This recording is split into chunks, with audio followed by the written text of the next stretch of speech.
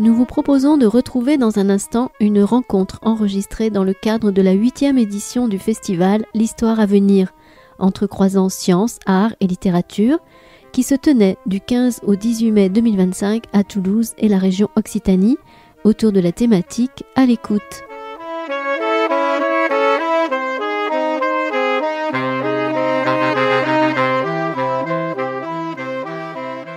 Bonjour à toutes et à tous et bienvenue pour ce premier jour de l'Histoire à venir. Donc je me présente, Natacha Laurent, je fais partie du comité scientifique de l'Histoire à venir et j'ai donc la charge d'introduire cette belle rencontre. Donc je fais ce qu'on me demande.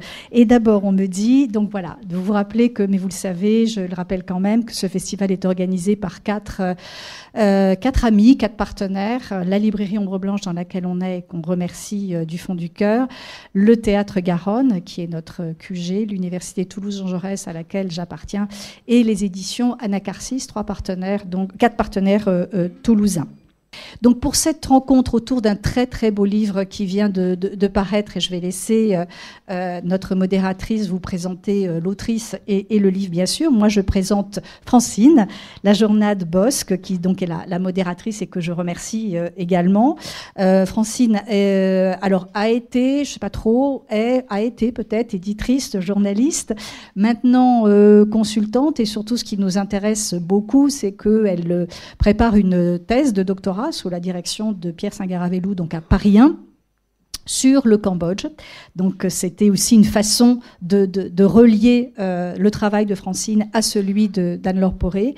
Alors sur une période un peu plus ancienne, puisque c'est sur la période coloniale, mais c'est sur la musique et sur les contacts culturels musicaux. Voilà, donc on s'était dit que c'était aussi une façon de faire le lien et de mettre en dialogue nos deux invités. Merci beaucoup à toutes les deux. Merci Natacha et bienvenue à toutes et tous dans cette rencontre. Donc on va parler du Cambodge. Bienvenue Anne-Laure. Merci. Je donne une petite précision. Donc avec Anne-Laure, on se connaît, on s'est posé la question, est-ce on emploie un vous de politesse devant vous, et on s'est dit que ce serait plus simple de faire ce qu'on fait d'habitude. Donc on va se dire tu, à moins que quelqu'un y voit un inconvénient. Bienvenue à Toulouse. Je te propose qu'on parte tout de suite au Cambodge. Allons-y. Donc, nous sommes là déjà pour parler de ton livre, La langue de l'Ankar, qui vient de paraître aux éditions La Découverte et qui est issu de ta thèse, soutenue fin 2023 à l'EHESS. C'est une thèse d'anthropologie. On reviendra longuement là-dessus. Pour que tout le monde soit au même niveau d'information. Donc, on va parler du Cambodge, petit pays de l'Asie du Sud-Est, ancienne colonie française, jusqu'en 1953-54, accord de Genève. On va parler d'une période très sombre de ce pays, qui est la période Khmer Rouge, dont vous avez toutes et tous sûrement entendu parler. Je donne quelques repères chronologiques. Donc les Khmer Rouges arrive, on fixe le début de cette période au moment où ils prennent le contrôle de Phnom Penh, la capitale, le 17 avril 1975, donc il y a exactement 50 ans. Ce régime qui va durer jusqu'au 7 janvier 1979, même chose, 7 janvier 1979, c'est la chute du régime en tant que tel. Ça ne s'arrête pas comme ça, c'est pas on-off comme le micro que j'ai à la main. Nous en reparlerons aussi peut-être, ou peut-être pas, mais bon, tu es là pendant 3 jours, 4 jours, tu auras le temps d'aborder cette question. Donc ce livre, La langue de l'Ankar, j'ai dit que c'était extrait de ta thèse, hein, et ce livre parle d'un cahier noir que je vais vous montrer puisque tu as reproduit la couverture de ce cahier noir dans ton livre. Je vous montre cette couverture pour ceux qui ne l'ont pas encore acheté, mais vous allez le faire après. Donc voici la couverture de ce livre. J'aimerais que tu nous parles déjà de cette couverture qui dit beaucoup de choses. Les couvertures de ce cahier noir. C'est quoi ce cahier noir, hein ? Alors en fait, ce cahier, c'est un cahier de notes qui a été pris par un interrogateur d'un lieu qu'on appelle, qui a un nom de code, qui était S21, qui est en fait la police politique du régime Khmer Rouge. Le régime Khmer Rouge en prenant le pouvoir, a conduit une politique qui a conduit à la mort du quart de la population du Cambodge. Donc c'est pour ça qu'on parle d'un régime de terreur. Et en fait, le sommet de l'appareil répressif, qui était un appareil sécuritaire tentaculaire, parce qu'il y avait près de 200 prisons dans le pays, donc si on rapporte ça à la population qui était autour de 7 millions de personnes, ça fait vraiment beaucoup de prisons pour contrôler la population. Et si vous voulez, au sommet de cet appareil sécuritaire, vous avez S-21, qu'on appelle aussi le Santebal, et qui est cette police politique qui va aller traquer les ennemis du régime et qui va être qui va être dirigé par un homme qu'on appelle, qui avait un nom révolutionnaire, Duch, et c'est lui qui va être à la tête en fait de ce système pendant toute la période où il va être extrêmement efficace.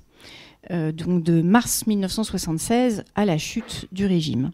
Et en fait, cet homme, Duch, il a pour particularité d'être le formateur des interrogateurs de S-21.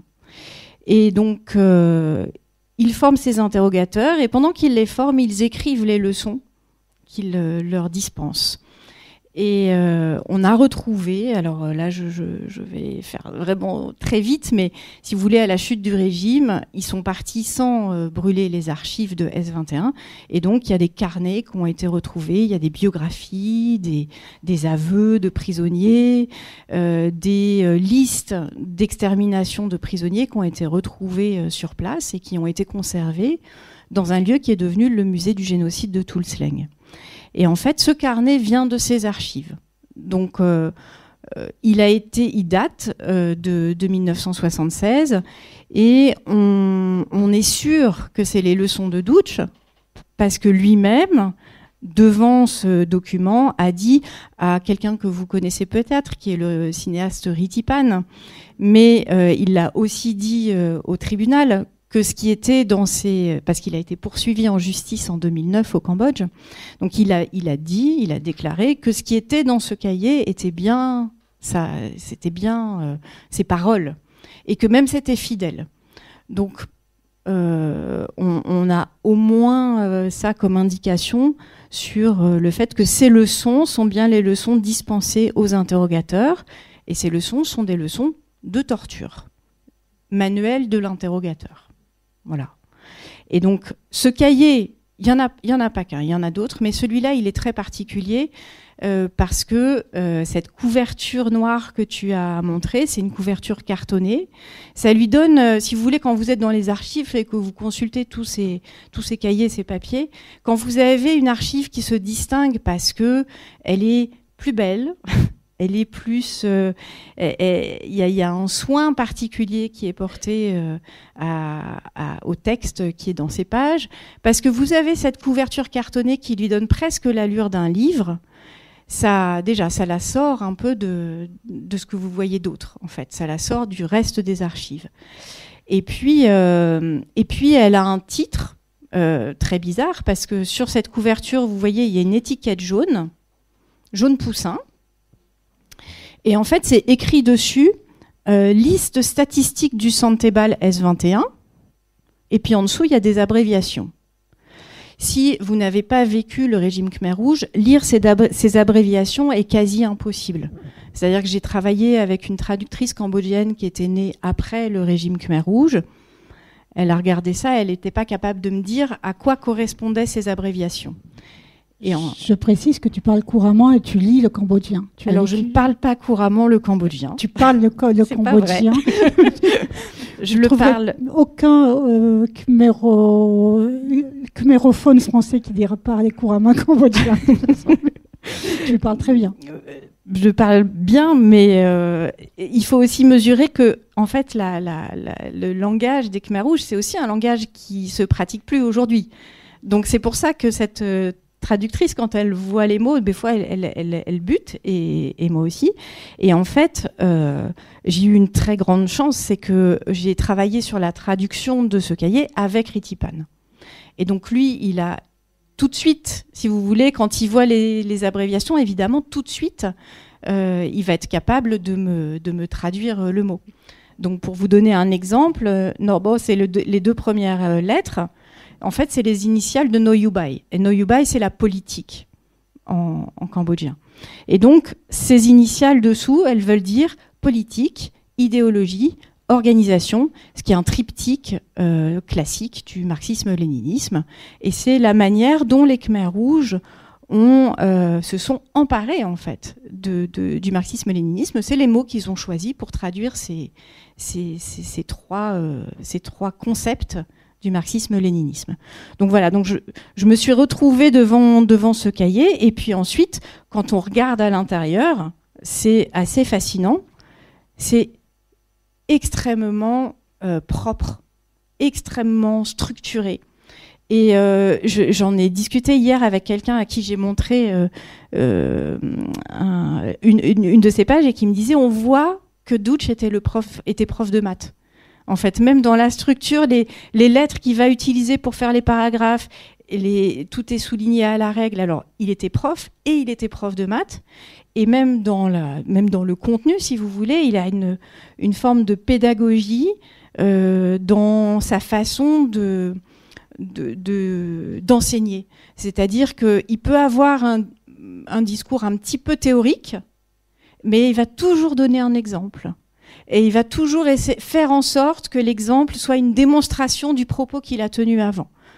Donc c'est à la fois un langage compliqué, parce que parfois on est un peu perdu dans la théorie et on se demande vraiment ce qu'il veut dire. Et puis en même temps, il y a cette forme pédagogique de l'enseignement, et il s'adresse à ce moment-là à des jeunes hommes qui ont la vingtaine, qui n'ont pas été très longtemps à l'école, mais qui savent écrire et qui suivent leurs profs. Et pour moi, si vous voulez, le côté très, très net, très appliqué de ce cahier montre que l'élève était admiratif de son professeur. Je trouve que ça traduit quelque chose de son peut-être que appétit n'est pas le terme, mais si vous voulez, de son plaisir à apprendre, en fait. Il y a quelque chose de cet ordre-là. Et il y a, puisqu'on parle de ce page d'écriture, c'est une écriture qui est presque scolaire. C'est quand on apprend à écrire le cambodgien, on l'écrit comme ça, avant qu'on déforme à sa main, comme quand on apprend n'importe quelle langue, n'importe quelle écriture. Alors il y a vraiment 2 pages au début du cahier qui sont comme ça. Je les ai mises là dans le cahier central, qui sont bien passer le livre aussi. Ouais, qui sont comme une profession de foi, en fait, qui sont comme une profession de foi. Donc c'est super appliqué, il y a de la couleur, voilà, c'est une espèce d'ode à la révolution et en même temps au travail d'interrogateur. Et puis ensuite, les leçons sont plus condensées, mais toujours aussi bien structurées et aussi clair, en fait, dans l'organisation. Donc le livre passe, vous allez voir vous pouvez voir ce que ça donne un peu plus précisément. Tu as commencé à parler justement de ces interrogateurs et interrogatrices, je le mets aussi au féminin, parce que il n'y a pas que des hommes qui interrogent, qui sont... Non, mais il y a surtout des hommes. Mais c'est vrai qu'il n'y a pas que des hommes. En fait... la majorité de ces jeunes hommes qui deviennent interrogateurs, c'est quand Dutch les forme au moment où ce cahier est écrit. C'est des jeunes qui ont pris le maquis pendant la guerre civile qui a précédé leur prise du pouvoir, donc qui ont été militaires pendant 2 ans, 3 ans, et puis qui intègrent S21. Et là, au lieu de devenir garde de prisonniers, ils vont avoir des formations sur place et puis ils vont devenir interrogateurs. Il y a une question qui s'est posée sur S21 concernant le viol des prisonnières qui étaient détenues à S21. Et Dutch a déclaré à de multiples reprises que l'acte, le viol, était réprimé par le régime, et en particulier à S21, et que quand il y a eu un cas d'un interrogateur qui a violé une prisonnière, en l'occurrence pas n'importe quelle prisonnière, parce qu'il s'agissait de la femme de son instituteur, donc l'homme qui avait eu Doutch à l'école primaire. Donc cette femme est détenue à S21 et elle est violée. Il y a un interrogateur qui lui met un bâton dans le vagin et l'interrogateur est arrêté. Et Doutch a toujours prétendu que ça c'était pas possible, que c'était pas une façon de travailler correcte, et que donc les interrogateurs n'avaient pas le droit de toucher les prisonnières. En l'occurrence, il a fait ça avec un bâton. Et surtout, il disait, à la suite de cet incident, j'ai pris des femmes pour faire les interrogatoires des femmes. Et en fait, jusqu'à ce que j'écrive le bouquin, je suis restée sur cette idée-là. Et puis, en regardant les archives, je me suis rendu compte que dans la liste des interrogateurs, il y avait une femme qui était déjà interrogatrice quand le viol a eu lieu. Et donc, ça démonte en fait cette construction d'un Santebale, d'une police politique aussi droite, en fait. Cette interrogatrice, elle était déjà là. Et alors, en plus, ce qui est assez impressionnant, c'est qu'elle figure dans le groupe. Et si vous voulez, il y a des noms sur les groupes des interrogateurs. Vous avez des fois, ils sont numérotés. Et puis, certains sont qualifiés. Et elle fait partie du groupe des interrogateurs, du groupe Cruel. Donc, voilà, ça soulève plein de questions, en fait, sur la réalité, d'abord la réalité des sanctions, enfin comment le régime de sanctions qui est appliqué à S21, et puis la présence de ces interrogatrices. Alors il y a des choses qui sont bizarres dans les archives aussi, parce que normalement il y a 5 femmes qui ont été disons formées comme interrogatrices et qui ont intégré cette section des interrogatoires. Et puis, par exemple, il y en a une qui était mariée. Alors, c'est toutes des femmes de cadre. C'est toutes des femmes qui ont été mariées au haut cadre de S21. Et donc, soi-disant, après leur mariage, elles sont devenues interrogatrices. En fait, celle qui figure dans les archives, elle était interrogatrice avant son mariage. Donc, elle a été mariée plus tard. Et puis, dans les autres, il y en a une qui a été arrêtée fin 1978. Et en fait, dans ses aveux, à aucun moment, elle dit qu'elle a été interrogatrice à S21. Alors que c'est attesté, enfin c'est dit par Doutch et dit par d'autres, notamment un interrogateur que j'ai interviewé. De ne pas le dire. De ne pas dire qu'elle était interrogatrice. Non, mais c'est troublant en fait. Je ne sais pas pourquoi elle ne dit pas dans ses aveux qu'elle était interrogatrice, mais voilà, elle dit qu'elle rentre à S21, mais à aucun moment elle dit qu'elle était interrogatrice. Ce qui est quand même très, très mystérieux, parce qu'elle aurait pu l'utiliser comme un argument pour dire qu'elle travaillait au service du Santebale, et non pas qu'elle était en train de trahir le Santebale. Donc il y a des mystères qui restent à S21. On n'a pas fini de travailler sur S21, mais voilà, j'étais partie juste pour répondre à la question, est-ce qu'il y a qui sont les interrogateurs et les interrogatrices.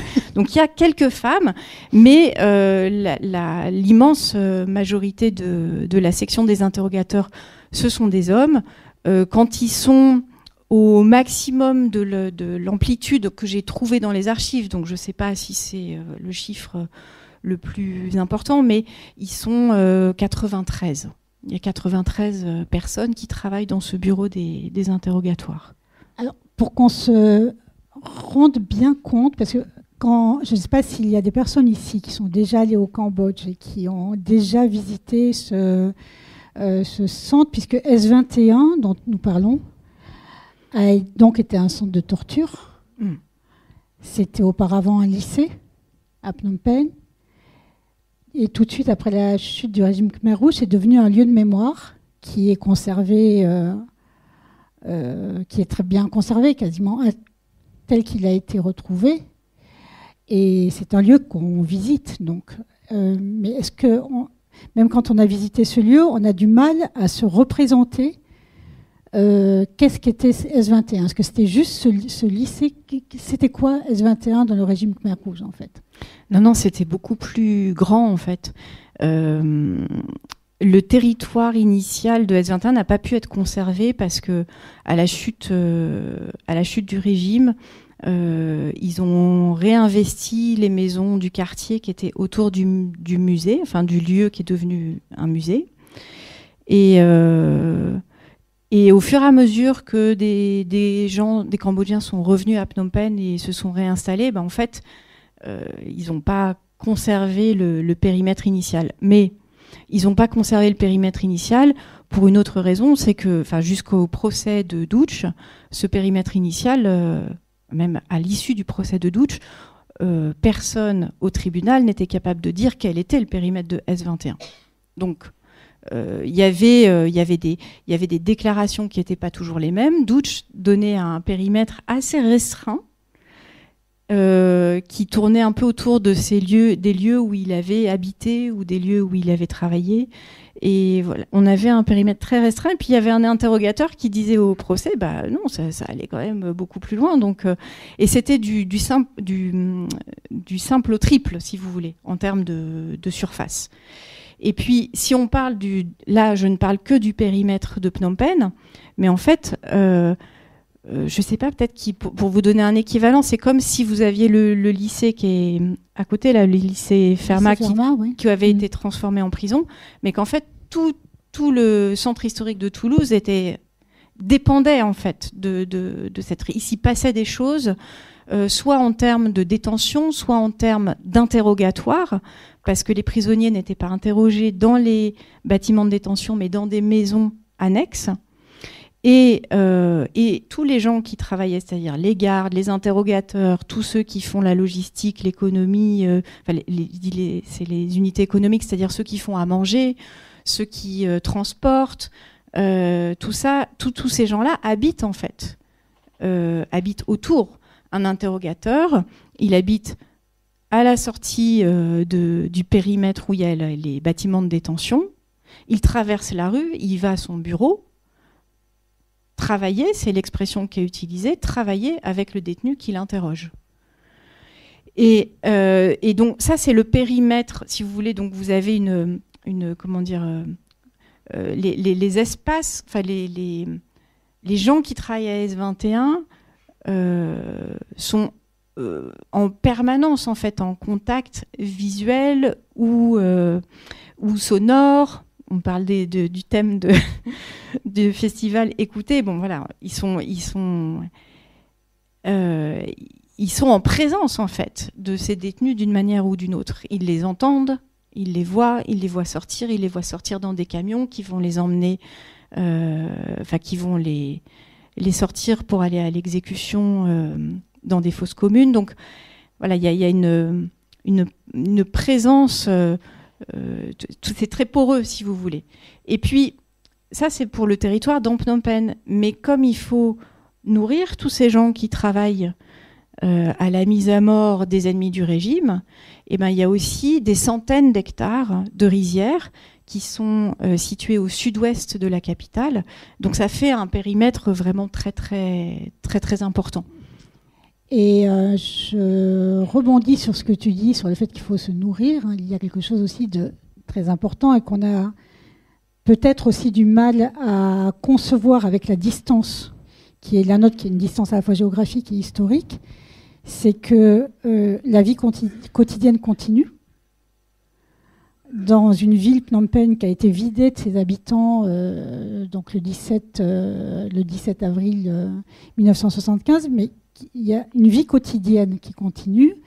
Les personnes qui sont interrogateurs, interrogatrices ou tortionnaires, les appeler comme vous voulez, continuent à vivre avec une vie normale et continuent à cultiver notamment. Et Doutch, tu parles de cette... c'est très frappant dans ton livre au tout début quand tu parles du fait qu'ils continuent à cultiver le jardin. Ils ont un jardin où il y a aussi un extrait où, là on est vraiment à la fin de ton livre, je ne sais pas si je vais le retrouver comme ça, je vais le retrouver du premier coup, ça c'est le talent, où c'est un témoignage en fait de... Là on est à Chang'e, donc pas tout à fait dans le périmètre de S21, mais pas très loin, et c'est une des personnes qui conduisait le camion et qui dit de retour au S21, avant de me reposer, j'ai dû laver le camion. Donc le camion dans lequel étaient des prisonniers qui partaient à l'exécution. Il était plein d'excréments et d'urine, ça puait. Après, j'ai pu me reposer. Le lendemain, j'ai cherché des liserons d'eau et des herbes pour nourrir les lapins, les moutons et les chèvres. Et il y a dans ces deux phrases, deux mondes qui rentrent en collision. Alors c'est tout l'intérêt de travailler à la fois sur la langue et à la fois sur les pratiques. C'est de montrer comment tout ça est imbriqué. Et en fait, les gens qui travaillent à S21, leur travail c'est de tuer, d'emprisonner, voilà, de s'occuper des détenus. Et c'est aussi de cultiver un champ, des légumes, un potager pour subvenir aux besoins de la collectivité. Donc, et ça fait partie en fait de la révolution, c'est-à-dire que la révolution, c'est revenir à la source de l'identité cambodgienne qui est le paysan, et donc il faut cultiver la terre, et c'est par là que passe la révolution. Donc tous ceux qui travaillent à S21, le garde, et il va faire son potager dans le jardin avec les autres, hein, c'est en groupe, tout ça, il ne fait pas les choses tout seul. Les interrogateurs, même chose. Voilà, chaque unité va avoir son lieu de vie, enfin une maison par exemple, ils vont partager une maison, et puis ils vont cultiver le jardin qui est en bas de la maison. Et si, alors je vous raconte ça parce que c'est un entretien que j'ai fait avec l'interrogateur qui s'appelle Prakon. Il raconte un jour que quand il revient de son travail, il veut aller arroser ses plantations, et puis il se rend compte que dans son jardin, il y a un cadavre qui a été enterré. Alors, il déplace son jardin et il va faire son jardin plus loin. Et la vie continue. Il y a quelque chose d'assez saisissant en fait dans le mort est là et enterré. En fait, ça l'agace, ça l'embête, mais il va juste déplacer son potager. Mais tu écris aussi à un autre moment qu'il y a un mort qui est enterré sous un cocotier, et que là, en revanche, on ne va plus toucher, on ne va plus prendre les fruits de ce cocotier. Oui. Donc il y a aussi il y a un respect quand même de la mort. Respect, c'est pas le mot qui me vient. Non. Du cocotier. Non, mais en fait, ce que je lis là, c'est juste que la mort est partout. Et la mort est un travail et ça pose pas de problème. Mais il n'y a pas de... même pour les Khmers rouges, il n'y a plus de pratiques funéraires, par exemple. Quelqu'un, un des gardes qui va décéder, il va être enterré le long de la route. Voilà, tout le monde sait où il est enterré et on passe à autre chose. Il n'y a plus de linceul. Non. Tu écris. Non. Voilà. Mais tout ça pour vous dire que en travaillant, en fait, je partais des mots, mais en fait, j'en viens toujours, et je pense que ça vient de l'anthropologie, en fait, de démarche anthropologique, de savoir comment ils font les choses tous les jours, qu'est-ce que ça veut dire très concrètement. Et quand j'ai travaillé sur ce document qui est devenu la langue de Lankar dans la thèse, en fait, c'était une jonction. J'ai travaillé sur le territoire d'abord pour comprendre qu'est-ce que c'était que cette prison, où est-ce qu'elle s'étendait, comment elle s'étendait, et en fait où les gens habitaient, où est-ce qu'ils circulaient, où est-ce qu'ils mangeaient, enfin vraiment des choses très très concrètes de la vie de tous les jours pour comprendre non pas pourquoi les Khmers rouges sont arrivés au pouvoir et pourquoi tout ça s'est passé, mais comment ça s'est passé. Et donc pour comprendre comment ça s'est passé, il fallait que je passe par vraiment le quotidien, le ras du sol, et pas le quotidien des chefs, le quotidien des gens qui font la prison tous les jours et qui n'ont pas un statut particulier. Et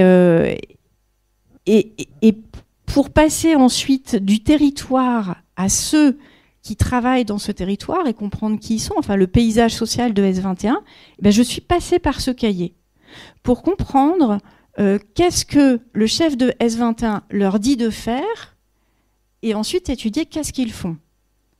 Et je me suis rendu compte que quand il dit, par exemple, quand il dit Samroksu, quand il dit interroger, mais en khmer, c'est enfoncer, interroger, concrètement, ils enfoncent le corps du détenu pour l'interroger. C'est-à-dire qu'il y a une vraie performativité de la langue de Dutch et dans plein d'aspects, en fait, alors là, je me concentre sur les interrogateurs, mais en fait, dans plein d'aspects du quotidien S21. Je veux bien qu'on parle des mots et qu'on parle de ce mot samolok, justement, qui veut dire enfoncer, auquel tu consacres un chapitre, mais qui infuse sur tout le livre, puisque dans ton livre, dès le départ, tu dis on va prendre les Khmers rouges au mot. Et prendre les Khmers rouges au mot, c'est aussi s'interroger sur la façon dont ils se sont servis de la langue. Et tu disais tout à l'heure qu'il y a des mots qui sont aujourd'hui incompréhensibles et qui étaient attachés vraiment au régime Khmer rouge. Et qu'est-ce qu'ils font ? Tu as une conférence demain, samedi, où tu vas plus parler de ça, mais je voudrais bien que tu nous dises ce que font les Khmers rouges à cette langue, en fait. Alors, il y a plein d'aspects. Celui qui, là, m'a intéressée, c'est... Par exemple, il y a cette histoire de syllabes, de mots monosyllabiques, de noms. Les personnes vont changer de nom et vont toutes et tous avoir des noms monosyllabiques. Il y a aussi, il y a quelque chose qui m'a toujours marqué, parce qu'en cambodgien, il y a de multiples façons de dire manger. C'est important, manger au Cambodge. Et il y a des mots qu'on ne va plus pouvoir dire sous les Khmers rouges pour dire manger. Oui, parce qu'en fait, dans le vocabulaire, il y a un vocabulaire qui situe socialement. Donc, le mot, un mot qui va... par exemple, le bonze, on va pas dire manger. Le bonze va pas dire manger de la même manière qu'un paysan. Et en fait, dans la révolution Khmer rouge, la façon dont ils vont utiliser la langue, par exemple, ça va être de recourir seulement aux termes utilisés par les paysans. Donc c'est hop pour manger dans les campagnes, voire parfois ils l'utilisent là dans le cahier si, mais qui est plus pour les animaux. Mais voilà. Et c'est un mot court, sec, ça claque, c'est très court. Et en fait, ça fait penser à leurs alias révolutionnaires, parce que il y a une culture du secret, il y a une culture du secret qui a invité les militants communistes à utiliser des pseudonymes. Je dis alias, mais c'est un pseudonyme. Et ce pseudonyme, c'est toujours un nom court, très qui sonne paysan. Donc ça va être Mok, c'est le chef de S21, qui s'appelle de son vrai nom Kankak Iu. Donc c'est pas du tout la même chose. Quelqu'un a un nom comme, je sais pas, Ratana, ou un prénom comme Ratana, ça va pas être utilisé en fait. Tout va se raccourcir. Je me souviens paysan, en fait. Voilà, il faut que ça sonne paysan et il faut que ça fasse paysan. Et la vie de tous les jours et la façon de tuer vient aussi de ce monde-là. C'est-à-dire que il tue pas toujours, mais généralement, vraiment, la manière d'exécuter les prisonniers, c'est un coup de bâton sur la nuque et le prisonnier ensuite égorgé, pour être sûr qu'il est mort, parce que le bâton sur la nuque, ça tue pas forcément. Et là, on est dans quelque chose de très... voilà, ils utilisent les outils. Le bâton, c'est l'outil, le bout de bambou, si vous voulez. Déjà, il y en a partout. Ça coûte rien. C'est solide. Et ils savent le manier. Enfin, voilà, il y a une immédiateté, si vous voulez, du geste, en fait, qui est déjà ancrée. Donc, voilà, ça balaye, en fait... des mots jusqu'à l'outil qui va être utilisé pour tuer. Et je voudrais qu'on revienne au cahier noir, parce que ce cahier noir est presque un manuel de management, mais de torture. C'est assez terrible, mais c'est un peu l'impression que ça donne. Mais on ne forme pas les gens à exécuter. C'est bien, on les forme à... Les interrogateurs ne sont pas ceux qui tuent. C'est presque un échec même de tuer quelqu'un qu'on interroge. Ah oui, il vaut mieux pas qu'ils tuent. Enfin, c'est pas le but. Le but le travail de l'interrogateur, c'est d'obtenir des aveux. Et pourtant, on ne sort pas vivant de S21. Et pourtant, on ne sort pas vivant de S21. Non. Alors, les prisonniers, quand ils arrivent à S21, je vous parle de l'esprit des gardes, enfin c'est ce qu'ils en disent, que par exemple le détenu quand il entre à S21, il est photographié, il y a une fiche de renseignement qui est faite sur lui, et puis ensuite il est incarcéré, et ils sont pas tous torturés et pas tous interrogés, mais quand même un très grand nombre, et celui-là qui est incarcéré, il est mort, il n'est pas censé sortir vivant de S21. Mais les interrogateurs, leur fonction, qui est vraiment assimilée à l'avant-garde de la Révolution, c'est-à-dire c'est vraiment si vous voulez, la section d'élite de S21, c'est les interrogateurs. Et ces interrogateurs, leur objectif, leur mission, c'est d'obtenir des aveux. Qu'est-ce que c'est des aveux ? Des aveux, c'est pas que la personne qui rentre à S21 est coupable. C'est que parce qu'elle rentre à S21, elle est coupable. Et donc le travail des interrogateurs, ça va être d'extorquer un scénario, et je dis scénario vraiment pour que vous ayez une image de comment Dutch orchestre les choses. C'est-à-dire que Dutch, quand il dit à ses interrogateurs « je veux une histoire de trahison », il faut que ce soit imagé. Il faut qu'on comprenne bien l'enchaînement des événements. Il faut que ce soit une histoire bien vivante. C'est ça qu'il dit aux interrogateurs. Donc, il y a vraiment une construction d'un récit. Je peux vous assurer que quand vous lisez certains dossiers d'aveux, ça paraît un peu aberrant. Parce que c'est des réunions qui se répètent, vraiment sans grand intérêt parfois. Enfin, ça peut être extrêmement ennuyeux en fait à lire.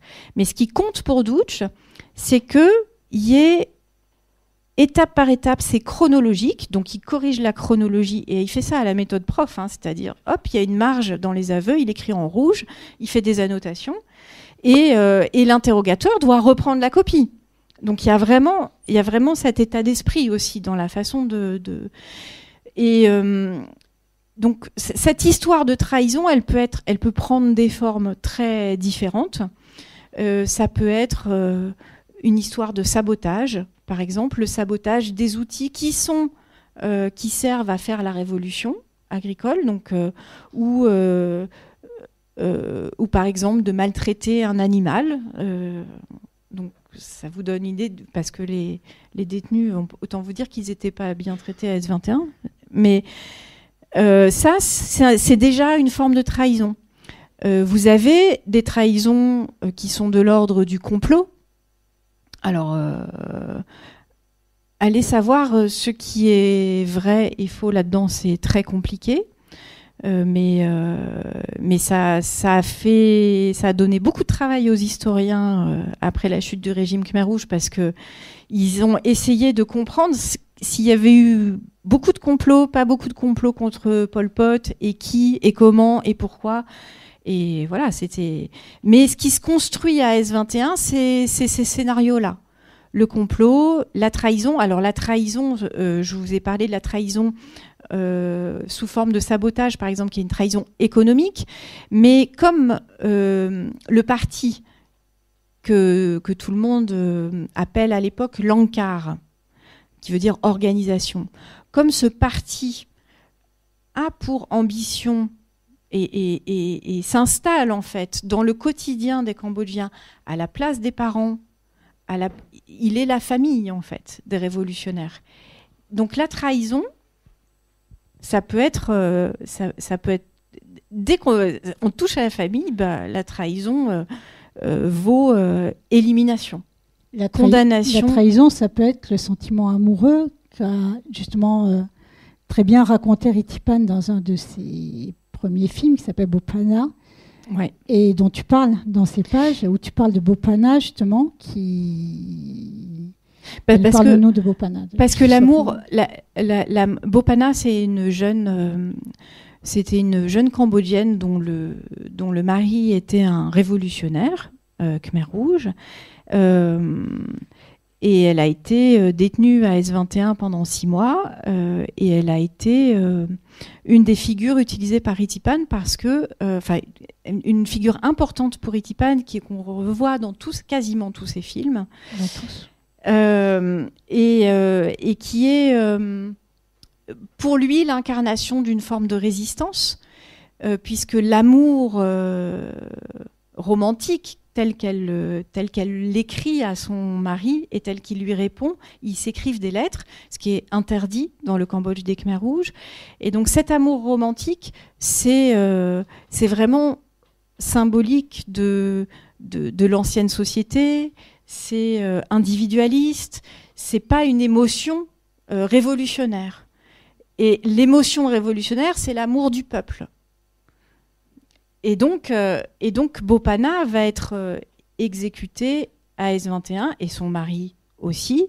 Voilà, avec un des motifs, en tout cas c'est ce qui ressort du film que lui a consacré Ritipan, c'est que elle résistait à cette injonction à ne pas aimer, à ne pas être dans... voilà, elle résistait, elle signait ses lettres. Seda Det. Seda, c'est la figure féminine d'une épopée mythique qui s'appelle le Ramayana, et le Rimke au Cambodge. Et en fait, c'est la femme de Riem, et elle est enlevée. Il la cherche, il finit par la trouver. Quand il la retrouve, elle doit prouver qu'elle lui a été fidèle. Et elle lui prouve dans le feu. Elle brûle pas, le feu ne la brûle pas, et donc ça atteste qu'elle n'a pas trompé son mari. Et donc c'est vraiment une figure féminine de résistance et de fidélité et d'amour inconditionnel, si vous voulez. Et Dette, c'est son mari. Donc quand elle signe comme ça ses lettres, c'est une forme de défiance en fait à l'état d'esprit et à la révolution Khmer Rouge. Je ne sais plus comment relancer là. Je suis désolée. Là, si vous voulez m'achever, vous me parlez de... Si tu veux m'achever, tu me parles du baume du tigre. Et là, c'est fini. Je voudrais qu'on parle de... Justement, tu disais que quand on rentre, j'allais dire Tuolsleng, à S21, on ne rentre pas parce qu'on est coupable, mais on est coupable parce qu'on rentre à S21. Jusqu'à ce que je lise ton livre, moi j'avais une espèce de croyance comme ça, en me disant que les Khmers rouges, en fait, c'était un peu des maoïstes ratés. C'était que en fait, ce régime, ils avaient été un peu dépassés par les événements et ils avaient un petit peu... et que même ce centre de torture, c'était c'était un peu de l'improvisation, quoi. C'est vraiment l'image que j'avais, à ma grande honte aujourd'hui. Hein, je me rattrape en disant que c'est pas ma période, mais c'est ce qu'au fond les historiens. Et en fait, tu démontres complètement le contraire en disant justement que S21, et je vais lire vraiment ce passage qui pour moi a été en tout cas très éclairant, et j'espère qu'il le sera pour vous quand vous le lirez aussi.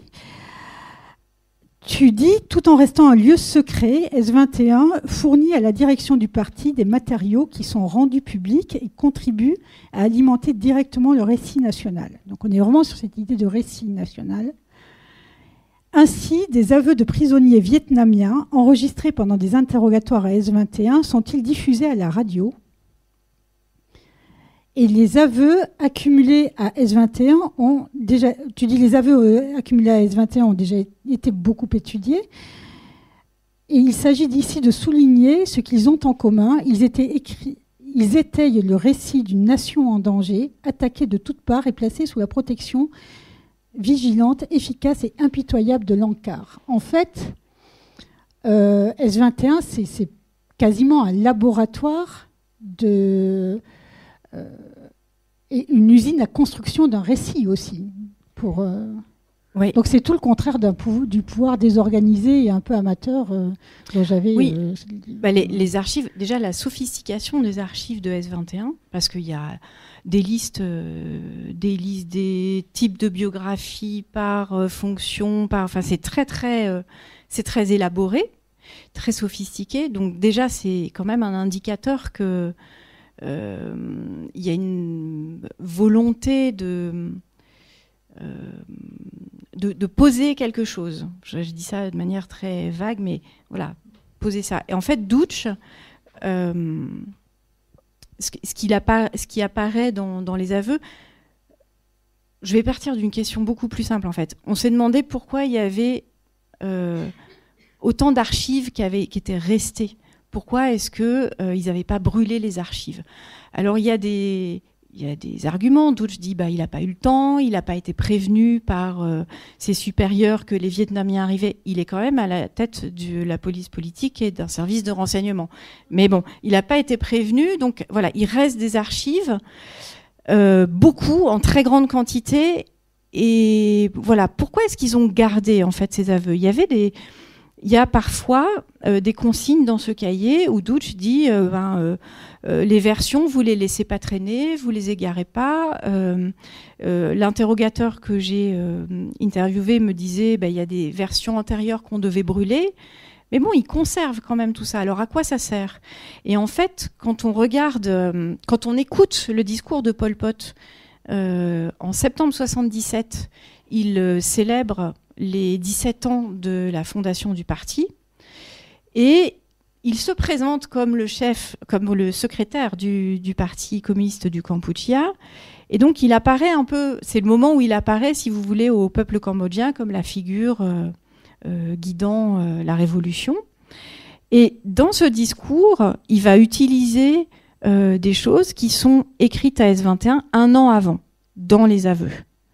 Et il va utiliser la trame de la trahison qui s'écrit dans les interrogatoires pour alimenter son discours, qui est en fait une histoire complètement révisée du mouvement communiste au Cambodge, qui efface complètement les alliances avec les Vietnamiens, avec les Chinois, avec les maoïstes, pour donner à voir une histoire purement cambodgienne de ce mouvement communiste. Et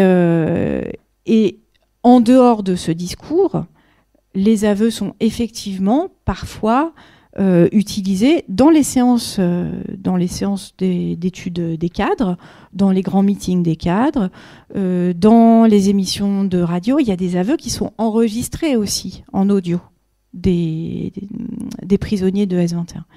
Donc tout ça, en fait, alimente un récit national en construction en 1977. Donc on est vraiment au tout début. Ce qui m'a convaincue de ça, c'est pas seulement le lien entre les aveux et ces discours et cette propagande du régime, mais c'est aussi qu'il y a quelque chose de très particulier à S21. Vous avez au centre de la prison, mais vraiment au centre, encadré par les bâtiments de détention, un atelier où travaillent des peintres et des sculpteurs. Et qu'est-ce qu'ils font ? Ils font des portraits de Pol Pot. Donc ils peignent des portraits de Pol Pot en noir et blanc, en couleur, et ils font des bustes. Et il y a un peintre qui est connu, puisque c'est lui que Ritipan suit dans le film S21, La machine de mort Khmer Rouge, qui s'appelle Van Nat.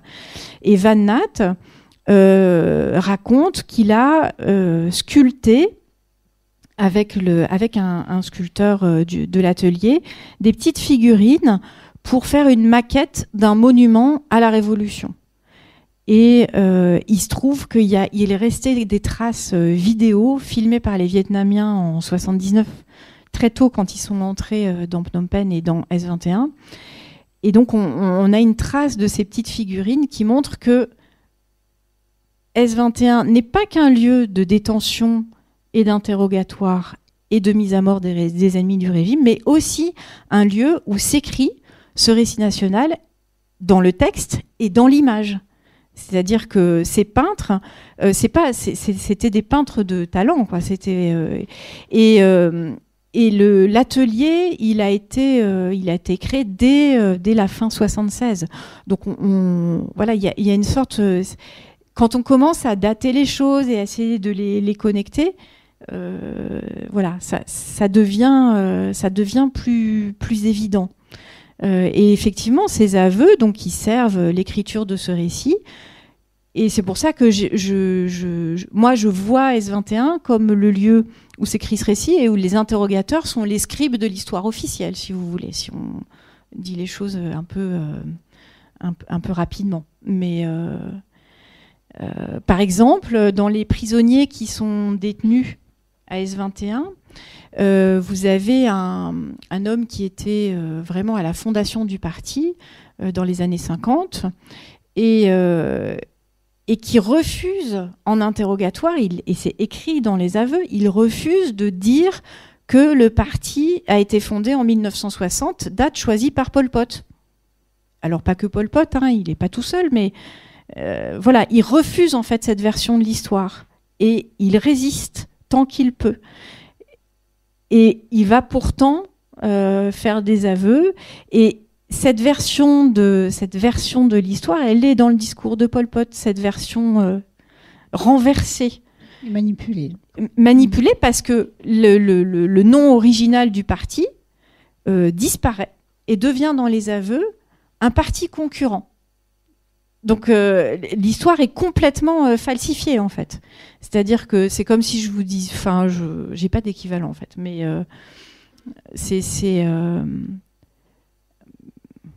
je sais pas, c'est comme si vous aviez un parti de droite aujourd'hui qui vous disait que le RPR n'a pas existé, que c'était un parti concurrent. Vous voyez ce que je veux dire ? Ça a pas de sens en fait. Je vois l'heure tourner. Il y a une question qui m'a marquée aussi quand je suis allée acheter ton livre, moi, à Ombre Blanche, donc cette belle maison que vous connaissez peut-être. Ton livre, on le trouve au rayon Histoire. Tu es anthropologue, moi je suis historienne. Alors, toutes nos disciplines ne sont pas complètement hermétiques, bien fort heureusement. Il y a des apports des deux côtés, mais tout de même, tu es anthropologue, tu adoptes une méthode d'anthropologue sur un livre où, spontanément, on s'attend à voir un historien, sans parler de ça d'abord. Est-ce que tu réussirais à nous dire qu'est-ce que le fait d'être anthropologue apporte de différent comme regard sur cette période, sur ce cahier noir et sur tout ce sujet ? Moi, j'ai pas de vision très compartimentée des disciplines. Quand on me demande ce que je fais, je dis je fais de l'anthropologie historique. Quelqu'un m'a dit hier, une anthropologue m'a dit tu fais de l'ethno-histoire. Donc voilà, je navigue là-dedans. En fait, il y a un très gros travail sur les archives vraiment qui alimente ce livre. Et c'est un des points de départ, mais il y a plein de questions que je me pose sur l'utilisation de ces documents, sur les pratiques quotidiennes qui viennent de mon enquête en anthropologie sur le quotidien à S21, sur la vie quotidienne de ces gens qui travaillent à S21. Est-ce que du coup, ça serait plutôt le point de départ qui est différent dans la méthode ? Le questionnement, tu veux dire ? Oui, le questionnement ou le point de départ de la recherche, donc le premier questionnement, la façon d'aborder les choses. Il y a le questionnement et puis il y a la méthode, les façons de travailler. Et je suis partie de... dans ma façon de travailler, j'étais très descriptive. Descriptive, ça peut paraître ennuyeux, mais en fait, on se pose plein de questions super pragmatiques, en fait, quand on doit décrire ce qui se passe, ce qui se fait, où ça se fait, comment ça se fait. Donc, pour reprendre des questions super basiques que je me suis posées au début de la thèse, j'avais assisté au procès de Douch, donc je savais par exemple que j'avais compris que S21 c'était beaucoup plus grand que ce que lui voulait bien dire à son procès, mais qu'on ne savait pas trop. Et en fait, la question très basique, c'est où S21 ? Et c'est où S21 m'a emmené à écrire 400 pages dans ma thèse sur ce territoire de S21, dans Phnom Penh, en dehors de Phnom Penh, de montrer que, par exemple, le lieu de la mise à mort, en fait, c'est le centre géographique de tout ce territoire. Mais je dis tout le territoire. Donc ça comprend les rizières et ça comprend la partie dans Phnom Penh. Et donc cette approche-là, elle vient, en fait, elle est dessous, elle n'est pas toujours immédiatement apparente, mais en fait, elle alimente ma façon de questionner le document. Ok. Vous avez peut-être des questions dans la salle. Il y a plein de questions. On va commencer par Madame qui a été première. Et j'ai fait tourner un livre. Je ne sais pas où il est passé. Il est là. Vous pouvez nous le faire revenir. C'est bon là ? Oui. Bon, merci beaucoup d'abord. Et je voulais juste revenir sur... Vous avez fait allusion au début, puis finalement on n'y est pas revenu, en disant que ça ne s'est pas arrêté le 7 janvier 1979. Comment ça s'est passé ? Qu'est-ce qui s'est passé après, s'il vous plaît ? En fait, après donc ils sont chassés de S21 le 7 janvier, mais les Khmers rouges se replient un peu plus loin dans leur bastion, notamment le long de la frontière thaïlandaise, donc au nord-ouest, à l'ouest du pays, mais pas seulement. Il y a d'autres régions du pays qui restent aux mains des Khmers rouges. Et en fait, le pays est en guerre pendant 20 ans. Le pays reste en guerre pendant 20 ans. Alors, vous avez, au début des années... donc, vous avez un processus de paix qui est... d'abord, vous avez la présence des Vietnamiens de 1979 à 1989, qui sont venus chasser les Khmers rouges avec les dissidents cambodgiens qui s'étaient réfugiés au Vietnam. Et puis, après cette période-là où ils quittent le pays en plein effondrement du bloc soviétique, etc., vous avez une période où se négocient des accords de paix qui sont signés à Paris au début des années 90, qui amènent une force de l'ONU pendant quelques années, qui essaye de mettre en place des élections. Mais en fait, le pays reste en guerre. Il y a une insécurité terrible, en fait. Et les Khmers rouges continuent de se battre. Au début des années 90, commence à y avoir des redditions qui sont négociées par le gouvernement cambodgien, disons 95, 96. Mais en fait, si vous voulez, le moment, vraiment le moment crucial, le moment où les Cambodgiens se disent les Khmers rouges ne reviendront pas au pouvoir, c'est la mort de Pol Pot en avril 98. Donc quasiment 20 ans plus tard. Donc quasiment 20 ans plus tard.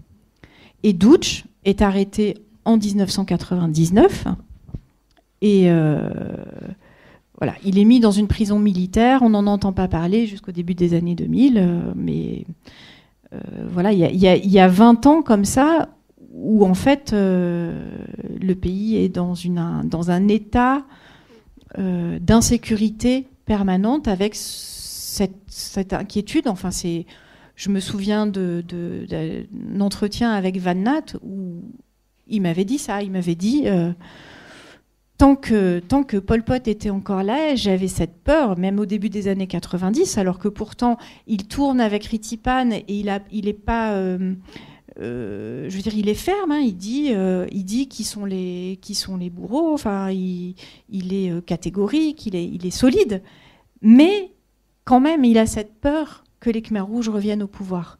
Donc, il fallait que Pol Pot meure pour que cette phase-là se termine. Et comme tu dis, le pays n'est pas du tout sécurisé. Même, moi, je me souviens d'être allé au Cambodge en 95. On ne sortait pas de Phnom Penh, on ne sortait pas le soir, par exemple. Ce n'était pas seulement les Khmers rouges, mais il y avait un sentiment comme ça de très grande insécurité, de très grande fragilité politique. Oui.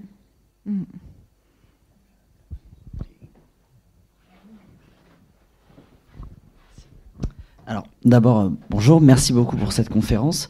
J'aimerais revenir sur la question des violences sexuelles, donc vous l'avez abordée au tout début de la conférence. Et alors, ma question va être simple, mais en même temps un peu complexe. Est-ce que ce centre était aussi un lieu de prostitution ?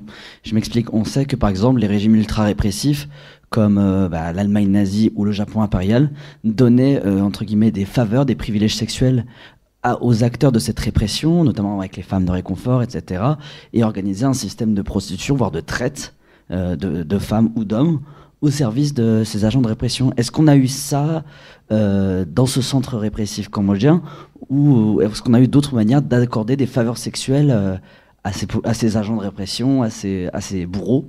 Est-ce qu'on a eu des choses de ce type ? Alors, il n'y a pas eu de prostitution à S21. D'ailleurs, c'était la prostitution...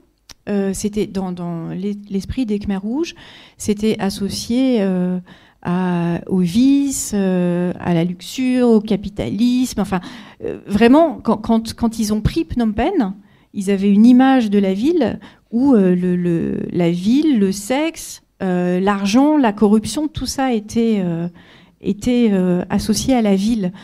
Et ils ont vidé toutes les villes du Cambodge, pas que Phnom Penh, toutes les villes. Et ils ont qualifier les personnes qui habitaient à ces villes ou qui étaient dans ces villes, ils les ont catégorisées en peuple nouveau. Et ce peuple nouveau a été envoyé dans les rizières, contrairement au peuple ancien dont ils se faisaient les porte-paroles et la mise en œuvre de la politique au nom du peuple ancien. Mais le peuple nouveau, il fallait qu'il aille se souvenir que l'homme vient du grain de riz. Et donc, il fallait travailler les rizières, et puis jusqu'à l'épuisement, etc. Et en fait, le sexe... alors, c'est très austère, en fait, la révolution Khmer Rouge. Donc, le sexe est vraiment assez moralement banni. L'épouse ne s'appelle plus épouse, elle s'appelle famille. C'est-à-dire que pour parler du conjoint, on ne dit pas mon mari ou ma femme, on dit ma famille. Et c'est un terme qui est resté jusqu'à aujourd'hui au Cambodge. C'est encore un terme qu'on entend, une femme qui va dire ma famille pour parler de son époux. Parce qu'il y a quelque chose qui ne va pas dans le couple. En fait, ce qui compte, c'est la collectivité, le peuple. Voilà. Alors, il y a quand même des mariages qui sont organisés. À S21, seulement les cadres. C'est-à-dire que les jeunes, par exemple les interrogateurs qui ont dans les 20 ans, ils sont tous célibataires. Les gardes, ils sont tous célibataires aussi, et il y en a qui sont un petit peu plus jeunes. Le personnel médical, ils sont tous célibataires. Enfin, vraiment, il n'y a pas trop. Et d'ailleurs, quand moi j'interviewe les anciens Khmers rouges de S21, ils me disent il n'y avait pas de femmes. Il n'y avait pas de femmes à S21. Elles sont complètement invisibles, alors qu'il y en avait qui faisaient la cuisine, alors qu'il y avait les femmes des cadres. Mais c'est les cadres. Donc les cadres. Alors Doutch s'est marié en décembre 75, donc il est déjà nommé AS21, mais il est l'adjoint. Il fait venir sa femme pour vivre avec elle, ce qui est un privilège pour l'époque. Et il est chef de AS21 et il a des enfants. Et ces cadres vont se marier. Donc il y a une photo de mariage qui circule sur les mariages sous la période Khmer Rouge. Il se trouve que cette photo a été prise à S21, donc c'est pas n'importe quel mariage Khmer Rouge, c'est le mariage du numéro 2 de S21 et des autres cadres, qui est un mariage collectif aussi, en groupe. Et le mariage, c'est une prestation de serment à l'encart. C'est prestation de serment à l'encart, on se serre la main et après on va manger ensemble. Voilà, c'est à ça que ça ressemble. Et en fait, il y a eu des vagues de mariages forcés dans le pays pour booster la natalité, entre autres, mais pas du tout. Moi, j'ai jamais entendu parler de lieux de prostitution ou de cadeaux. Alors, par contre, ça ne veut pas dire qu'il n'y a pas de viol, ça ne veut pas dire que... Voilà. Et la question des viols à S21 est vraiment extrêmement difficile à explorer. D'abord parce que je suis une femme et que quand je pose la question sur l'intime, en fait, en tout cas sur la sexualité à des hommes, ils ne me répondent pas. Et quand on écoute certains témoignages de jeunes femmes qui ont été à S21 dans des personnels médicaux, mais pas directement dans les bâtiments de détention, mais un petit peu à la périphérie, qu'elle parle de viol. Au procès de Doutch, par exemple, il a balayé les témoignages en disant que elles n'avaient jamais été à S21. Et voilà, ça c'est des choses qui sont un peu compliquées et un peu difficiles à explorer, mais bon, il y a quand même encore des gens qui peuvent en parler, mais avec les hommes c'est très très compliqué. Oui. Bonjour et merci beaucoup pour cette conférence. J'ai 3 petites questions. Je voulais savoir si toutes les archives étaient ouvertes, en fait, sur cette période, à ce jour. Oui. Ouais. Parce qu'il y a plein de cas où les archives ne sont pas ouvertes, alors que les périodes sont antérieures. Non, si vous voulez accéder à ces archives aujourd'hui, c'est pas très difficile. Oui. C'est pas difficile du tout, même. Le problème de ces archives, c'est de les comprendre. Ouais.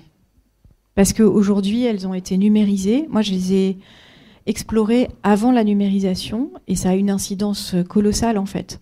Parce que j'avais des dossiers, je pouvais passer d'un dossier à l'autre et là, tout est numérisé. Donc, ce qu'on vous montre, c'est sur un écran et c'est plus la même chose, quoi. C'est pas la même chose que d'avoir le papier et de comprendre, par exemple, voir un dossier d'aveu et ses 10 versions. Je dis 10, bon, je dis un peu au hasard, mais 5-6 versions, c'est pas pareil que de voir une feuille sur un écran. Mais bon. Vous disiez aussi que au sujet, je crois, de ce lieu S21, que tout n'était pas encore, toutes les recherches n'ont pas été faites encore à propos du lieu, hein, c'est bien ça? Oui. À propos du lieu, mais même à propos de ceux qui travaillent, parce que je suis la première à faire un tableau, on appelle ça en histoire prosopographique, un tableau avec les noms de tous ceux qui y travaillaient. Prosopographique, je fais un petit point méthodo-définition pour les non-historiens, c'est pour faire vite une biographie collective. C'est-à-dire un tableau où on reprend, par exemple, tous les toutes les personnes qui interrogent et qui...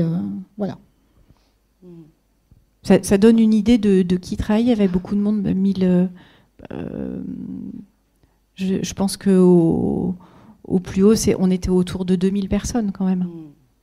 Donc quand je dis 2000 personnes, ce n'est pas 2000 personnes gardes ou interrogateurs, parce que vous avez beaucoup de gens qui travaillent dans les rizières, mais les proportions, c'est un quart à Phnom Penh, centre, et puis les autres dans les rizières, dans les différents villages en train de cultiver.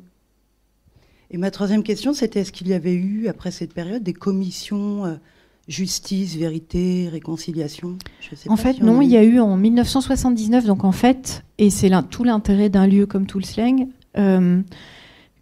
S21 a été découvert vraiment 2-3 jours après la prise de Phnom Penh. Ils ont tout de suite compris que c'était un lieu très important. Ils ont tout de suite compris qu'il fallait faire quelque chose des documents. Et un des premiers décrets-lois qui est pris par les nouvelles autorités a été de juger Pol Pot et son ministre des Affaires étrangères, Ieng Sary, en août 1979. Donc on est vraiment quelques mois après la chute de Phnom Penh. Et dans ce travail, les documents de Toolslang ont servi d'éléments de preuve. Les documents de S21, je switch. Ils ont servi de preuve. Et surtout, ce qui est très intéressant, c'est que le lieu même a servi de preuve, montrer les crimes en les emmenant sur place. Et ça explique qu'aujourd'hui, vous avez une partie le premier bâtiment qui se visite. C'était d'anciennes salles de torture et qui ont été gardées, alors pas en l'état parce que vous n'avez plus les traces de sang, les bouts de cheveux qui traînent et tout ça, tout ce que les gens racontent de l'époque. Ils racontent qu'il y avait l'odeur aussi, mais c'est des salles où ont été trouvés des cadavres et donc ils ont laissé les lits, les éléments qui étaient trouvés dans les pièces à l'époque.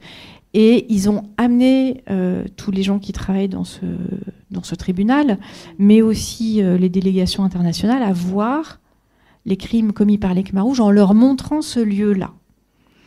Et donc en leur montrant le lieu et en utilisant les documents. Simplement, ce procès n'a pas été... pose plein de problèmes à plein d'égards, parce qu'il y a des biais politiques, parce que... les accusés sont pas là, c'est par contumace. Alors ils ont été condamnés pour crime de génocide, mais ils avaient des avocats qui disaient qu'ils étaient coupables, donc ça pose quand même pas mal de problèmes en termes judiciaires.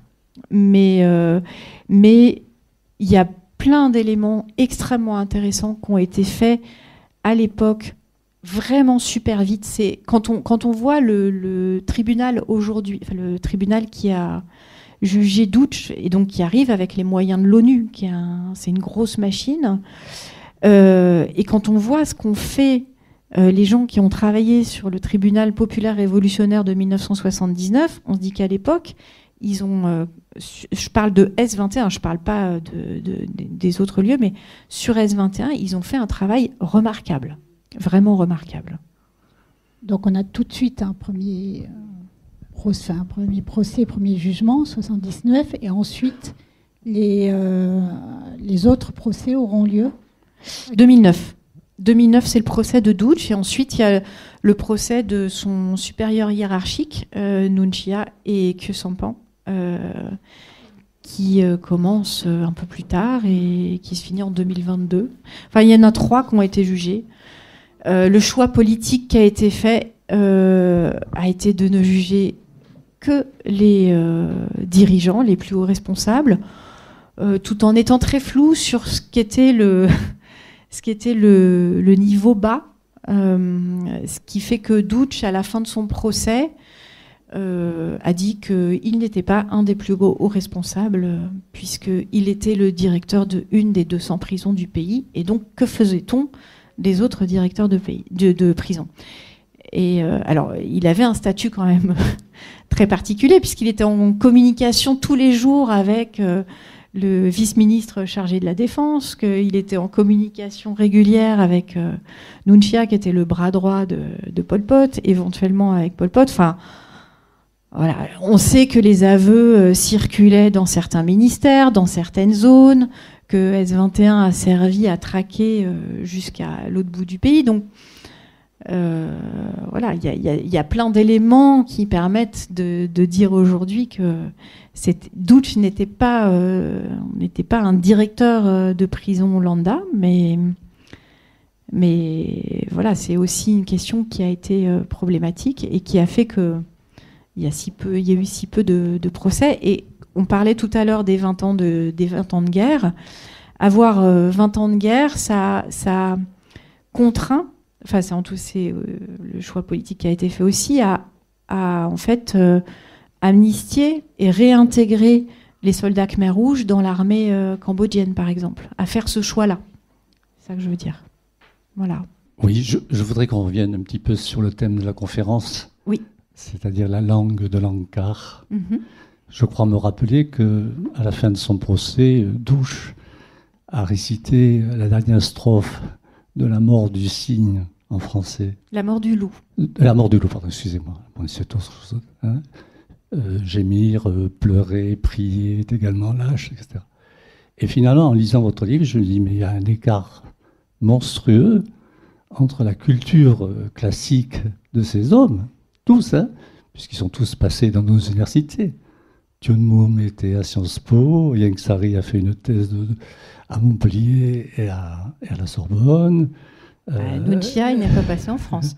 Oui, et tous les autres, ils sont passés quelque chose.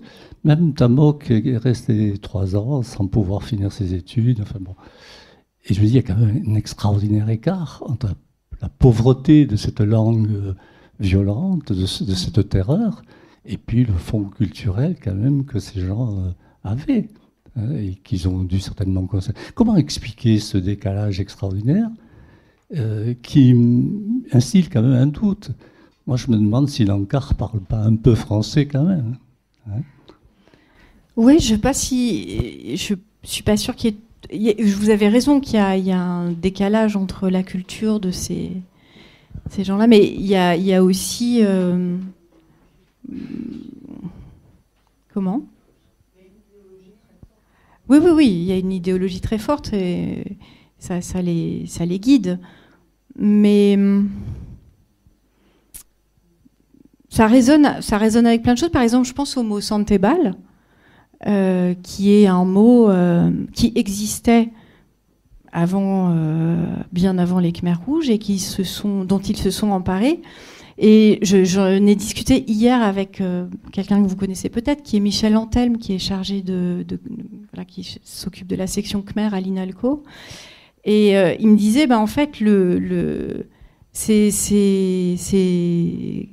chefs Khmer rouges, comme Son Sen, par exemple, et tout, ils ont cherché à reprendre des mots. Ils ont grandi quand le Khmer était encore utilisé avec le sanskrit et le pali et des références. Et donc, ils ont repris ça, par exemple. Donc, ça n'a rien à voir. Et il parlait du mot Santebal en particulier. Donc, ça n'a rien à voir avec une influence française, par exemple, une influence de la culture française. Ils ont aussi cherché, dans leur bagage à eux et dans leur passé au Cambodge, des choses qui les rattachaient à l'identité cambodgienne dans la langue, je veux dire.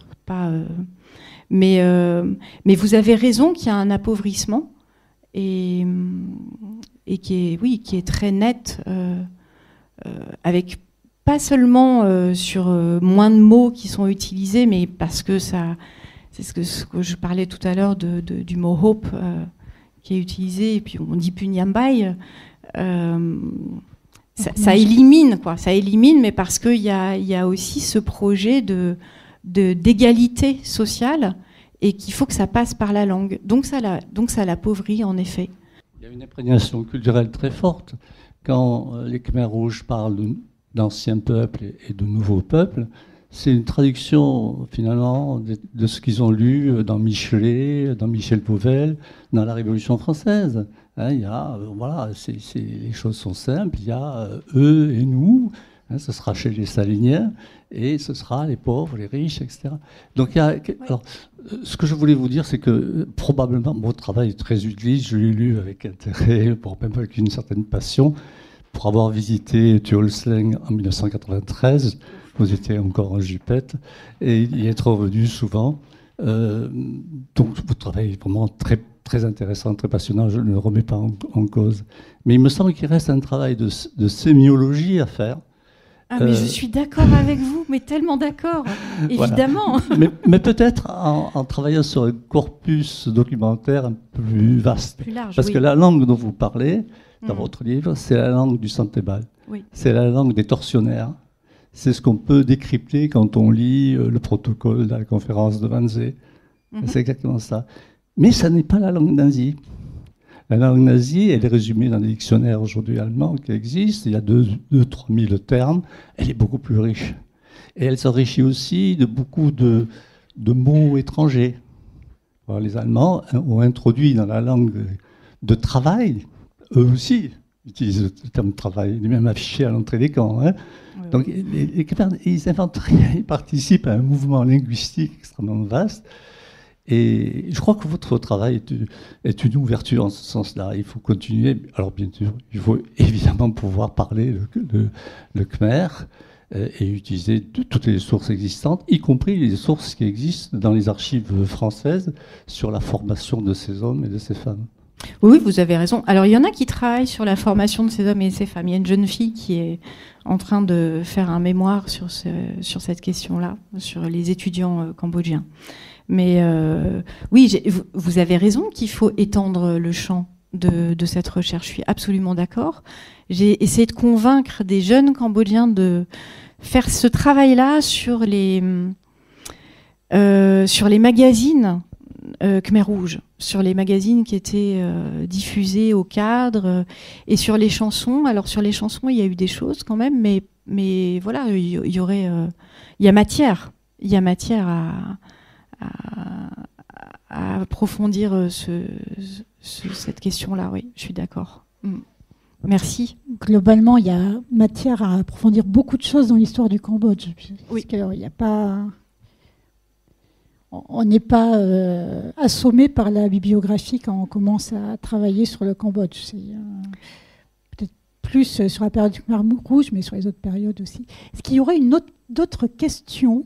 Après votre explication, madame, je souhaiterais comprendre comment les Khmers rouges, Pol Pot et les autres, vu l'expérience qu'il y avait eu avec les nazis, avec le goulag, qu'ils n'aient pas compris que leur aventure était vouée à l'échec, parce qu'ils étaient un petit groupe en définitive par rapport à l'immensité.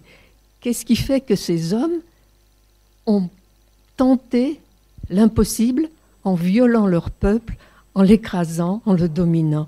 Ils voulaient quoi? Ils attendaient quoi, compte tenu des expériences qui n'avaient pas abouti en Allemagne et en URSS? Alors, vous dites les expériences qui n'ont pas abouti, mais du point de vue des Khmers rouges, les communistes sont au pouvoir en Chine, les communistes sont au pouvoir en Corée du Nord, et de leur point de vue, ça marche. Donc, si vous voulez, dans le contexte de l'époque, leur référence en Asie, parce qu'il n'y a pas que, notamment celle-là, enfin, quand ils vont faire, quand Pol Pot est en Chine à la période de la révolution culturelle, ben non, ça le dérange pas, non. Et il y a des inspirations. Enfin, voilà, on parlait il y a des inspirations multiples. L'inspiration qui est gommée, c'est celle du Vietnam. Gommée, même combattue, puisque c'est vraiment l'ennemi juré de ce parti communiste du Kampuchea, enfin pas tous d'ailleurs, parce que moi je parle du mouvement polpotiste en fait, mais vous avez à l'intérieur des Khmers rouges, vous avez notamment des gens qui ont été assassinés à S21 qui étaient en désaccord avec la ligne principale ou la ligne dominante, mais voilà, les références elles sont plus large que juste le goulag, par exemple. Je ne pense pas qu'ils regardaient ça des raisons. Mais peut-être pas. C'était voué à l'échec. C'est pas du tout ce qu'ils portent. Ce qu'ils portent, c'est l'espoir d'une société qui est égalitaire, qui est renverse, parce que ça vient pas de nulle part. Je veux dire, quand il condamne l'exploitation des riches par les pauvres, le mépris des citadins pour les campagnards, pour les paysans, je veux dire, c'est des choses qui ont aussi existé, quoi, qui sont, et donc ce qu'ils proposent et ce qui est dans leur slogan et ce qui est dans leur discours, c'est ce renversement-là.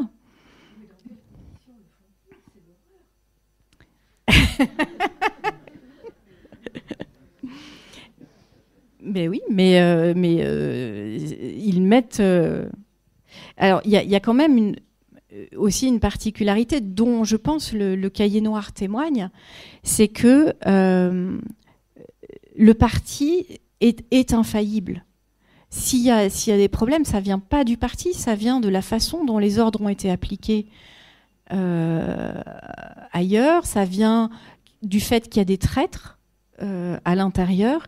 Et donc le problème, c'est pas la conception, le problème c'est la mise en œuvre, et ça vient pas du parti. Et donc le Santebal, il est là pour ça, c'est l'idée qu'il défend. À chaque fois que Duch enseigne à ses interrogateurs comment bien torturer et comment bien faire son travail, il dit il faut croire au parti. C'est la foi, quoi. Et cette foi, elle légitime la violence. Oui. Merci beaucoup.